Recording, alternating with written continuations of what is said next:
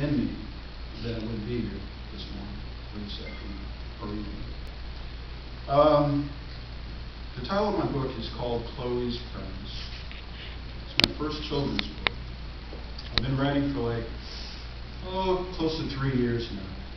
This is actually my 16th published book.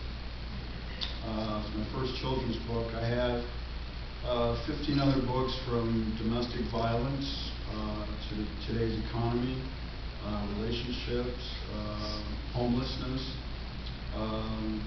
books about nature, natural things in this world. But I was more intrigued about this particular book, writing this particular book, because Chloe's Friends, may ask, well, first of all, who is Chloe? Chloe is a young lady. She's a product of a single mother. Her name is Sharita Abu. Chloe is currently a medical student at Columbia University in New York. Her mother is a PRN in the university hospital in Mobile, Alabama.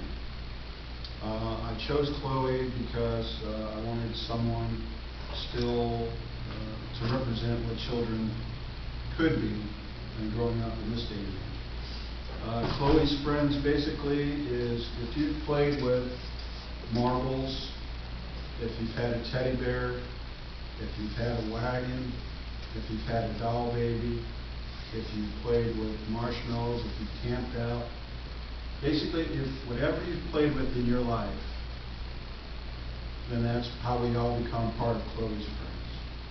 Okay? I know from my own experience how I played with Green Army men. I played with marbles, I played with rocks, I played with sticks. And back in my day, that's when toys were free. And you could use your imagination all day long to play as children. And nowadays, a little bit of the imagination is gone, because all we do now is use your fingers. And a whole lot of the imagination from them is gone. So when you ask who Chloe's friends are, you, yourself, or myself, we all are Chloe's friends, based upon our own experiences as children. So whatever you played with, whatever I've played with, are here in the pages of Chloe's Friends. Just 2 examples I'd like to use. First one is entitled Crayons. Crayons says, my mommy bought me crayons. She said I should not eat. Do not color on my white socks. Yeah, the new ones on my feet. Do not draw on Daddy while he sleeps in his chair.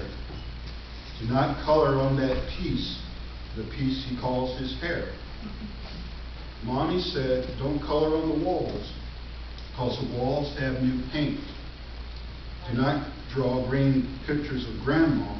The last one made Daddy faint. Mommy, how can I play with them? And you've made all these demands. What good is our house if we can't color it with crayons? So if we all remember that first box of crayons and what we wanted to do with them, the things that we did do that we weren't supposed to do. Okay? Let me just go through another one here.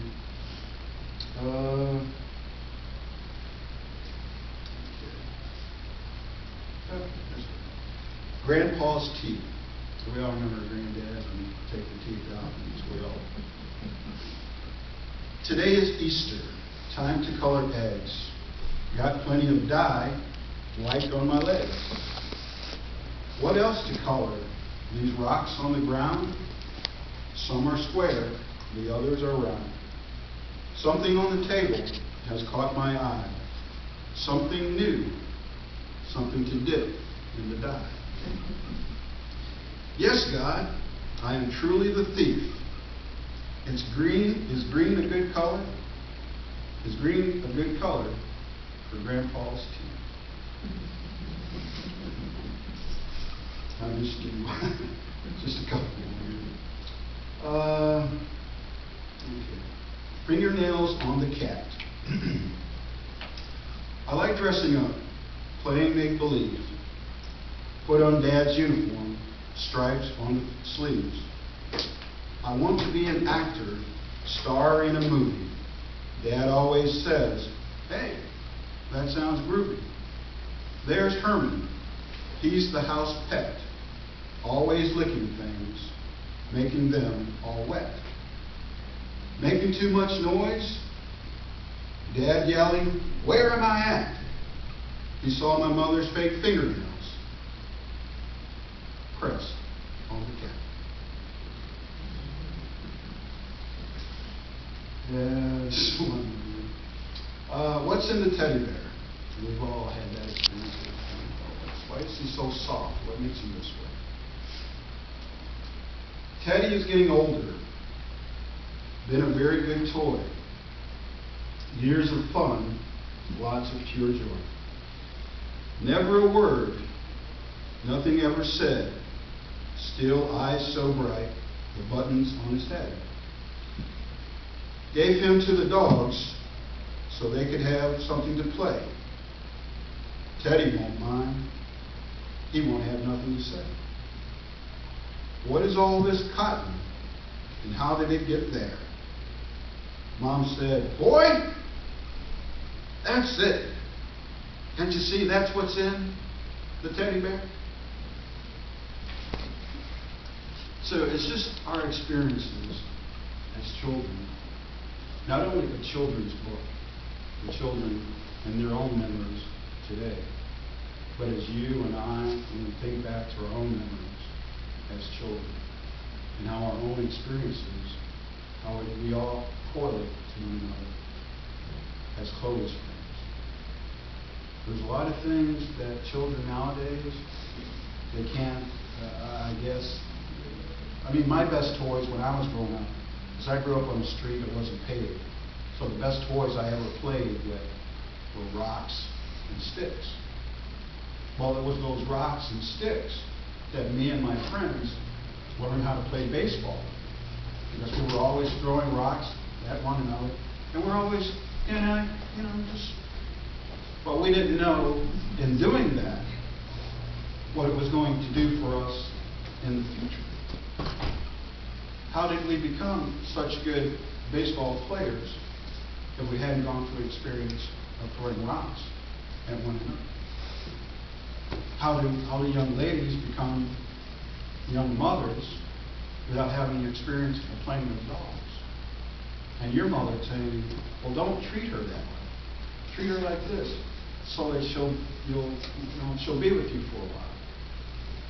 It's the same thing with a lot of toys, that we appreciate the memories that we have now.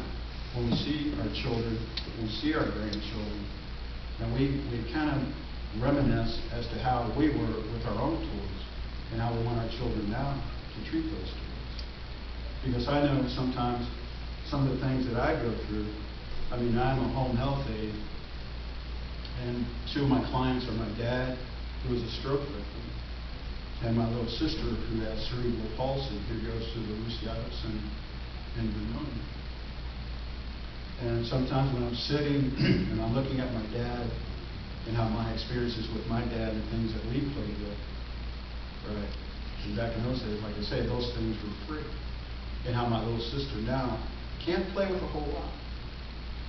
And how those memories of how I was able to play with them and the joy that I got from playing with those things that she can't play with, like other little children.